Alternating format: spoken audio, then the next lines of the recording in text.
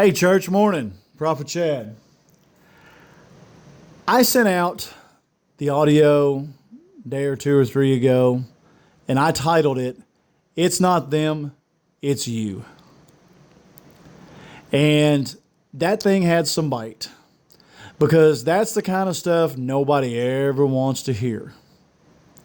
Well, the truth will set you free, but it didn't say it'd always be something you wanted to hear. But I wanted to share a story from my history, a testimony of something that happened in my life years ago as a young man, trying to follow the Lord and everything, but still had all these old habits, these old reactions, all these old things that just kept popping up. Well, me and some friends kind of had a little heated argument, and things got a little ugly. And I ended up going back to the house, and one of my buddies come with me, and he's sitting there at my kitchen table listening to me rant and rave and vent and carry on, saying if they wouldn't do this, if they hadn't done that, just blaming them for everything. And he wasn't saying a word. He was just letting me vent, letting me carry on. And this probably went on for better part of an hour, 45 minutes or more. And I'm just pacing back and forth there in the kitchen. They did this, they did that. That caused me to do this, that caused me to do that. I'm just tired of dealing with it. Just going on and on and on and on and on. Him just sitting there, listening to me, looking at me, not saying a word. And then finally, I said something.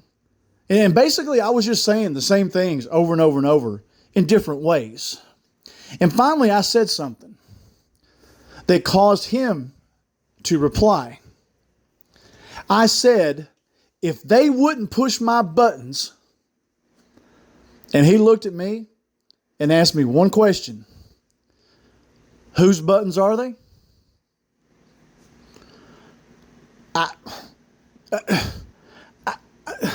I had nothing to say. It absolutely locked me up for him to ask me that. And I honestly had nothing else to say. I was sitting there thinking, it's like, well, they're my buttons, but they my buttons. And after a few seconds of lockjaw, not being able to say anything, I sit down there at the kitchen table. And I'm just kind of staring off in the space, not really looking at him, not really looking at anything. And he gets up from the table, says, well, I guess I'm going to head back to the house. Looks like you got some thinking to do. And that was it. It was that moment, that revelation that God gave me, revealing to me, and I understood it then, that they were my buttons, mine. They were my responsibility, no one else's. I didn't like hearing that because I wanted to blame everybody else. I didn't want to take responsibility for it. And I didn't realize that was the case. It hadn't occurred to me that I might be the problem. That was a crossroads for me, church.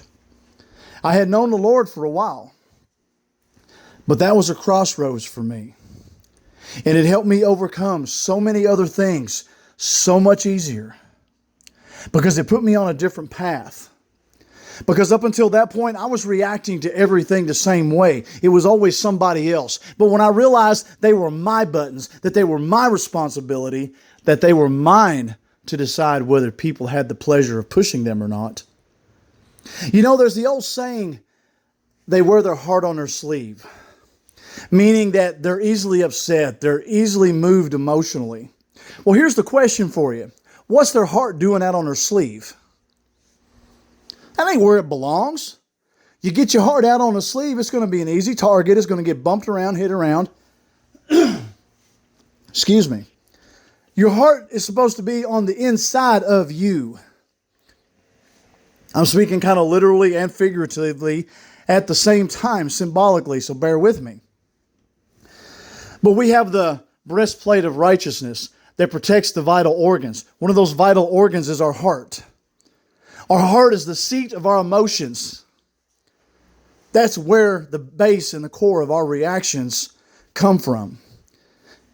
That ain't got no business being out on your sleeve where everybody can see them. And that's where self-control comes in. Because if you let people see what your buttons are, what are they going to do? Some people are going to push them on purpose. I get accused of doing it from time to time, being an instigator. My wife will scold me a little bit and say, you did that on purpose. I'm like, yeah, maybe a little.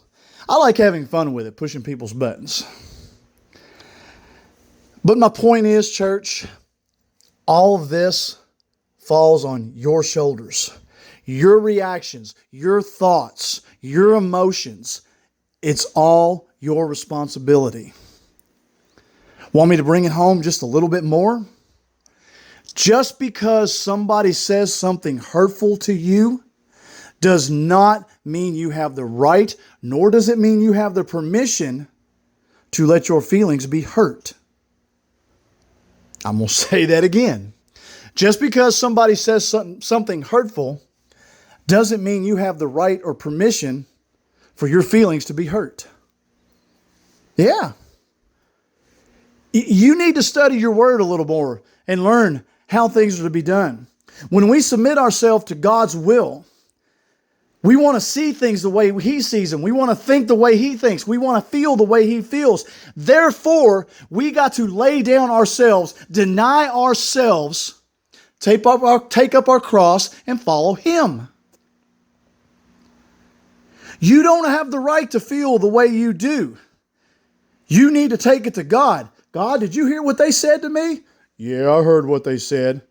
That made me mad. It didn't make me mad. Okay, God, I guess it didn't make me mad either then. And I know that sounds silly, but it illustrates the point very well, doesn't it, church?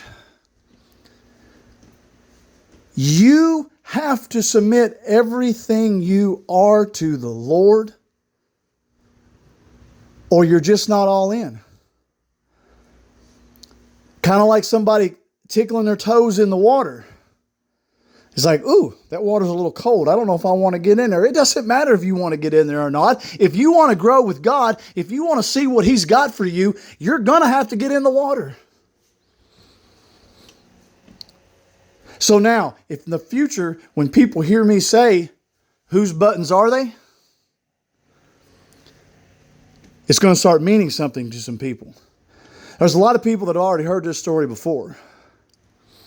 But it was a turning point for me. And I hope it's been a turning point for you. Yeah? Yeah. I love you all.